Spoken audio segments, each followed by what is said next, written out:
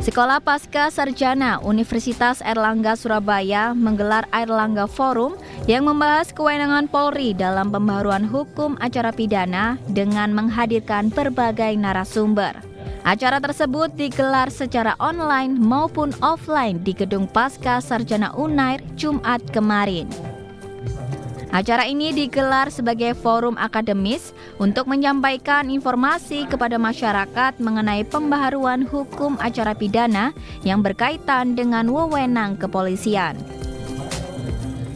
Dr. Prawitra Talib, Koordinator Prodi S2 Kajian Ilmu Kepolisian Pasca Sarjana Unair mengatakan, dari pembahasan tersebut diketahui bahwa Polri memiliki kewenangan yang dilahirkan dari konstitusi negara yang tertuang dalam Undang-Undang Nomor 2 Tahun 2002 tentang Polri. Kewenangannya meliputi penegakan hukum, yakni penyelidikan dan penyidikan. Kita membahas secara general kewenangan yang dimiliki oleh Polri. Kemudian dengan adanya pembaruan daripada Undang Hukum Acara Pidana, apakah berimplikasi kepada kewenangan tersebut, lalu bagaimana substansi utama dari kewenangan tadi. Nah, alhamdulillah tadi sudah dijelaskan oleh para narasumber, termasuk saya juga, bahwa Polri ini memiliki kewenangan yang dilahirkan dari konstitusi kita, dilahirkan dari Undang-Undang Dasar 1945, menjaga ketertiban, keamanan, dan juga penegakan hukum.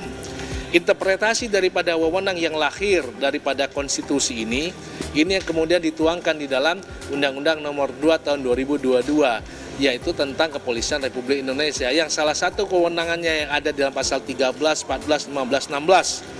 Ya, kewenangan yang paling utama dalam fungsi penegakan hukum, tidak saja Kamtibmas saja, tapi penegakan hukum adalah penyelidikan dan penyidikan. Sementara Profesor Sri Winarsi, dosen ilmu hukum Fakultas Hukum Universitas Airlangga mengatakan, dalam pembaruan rancangan KUHP harus dilihat bahwa Polri merupakan lembaga yang kewenangannya diatur secara konstitusi dalam Undang-Undang Dasar 1945. Sri Winarsi menyebut kewenangan tersebut harus diperkuat dengan memperbaiki kekurangan-kekurangan yang ada dalam kepolisian. Berarti kalau punya kewenangan seperti itu sebenarnya kedudukannya sangat tinggi sebenarnya. Oleh karena itu kewenangan yang ada dalam Undang-Undang Dasar 45 itu dituangkan di dalam Undang-Undang Kepolisian, di mana dilihat dari wewenang tugasnya itu adalah melakukan penyelidikan dan penyidikan.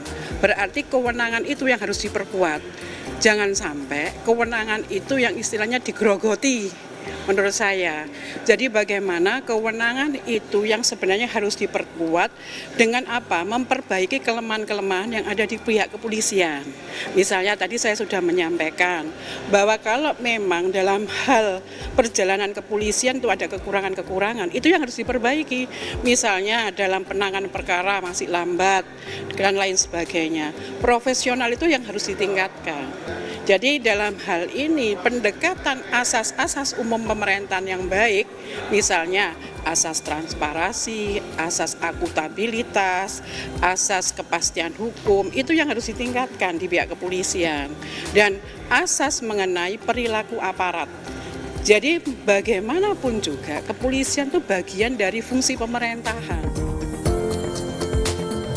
Selain itu, ada dua narasumber lain yang ikut memberikan pemikirannya, yaitu Irjen Pol Purnawirawan Dr. Juansi, dosen Prodi S2 Kajian Ilmu Kepolisian Pasca Sarjana Unair, dan Dr. Radian Salman, Koordinator Prodi S2 Sains Hukum dan Pembangunan Pasca Sarjana Unair.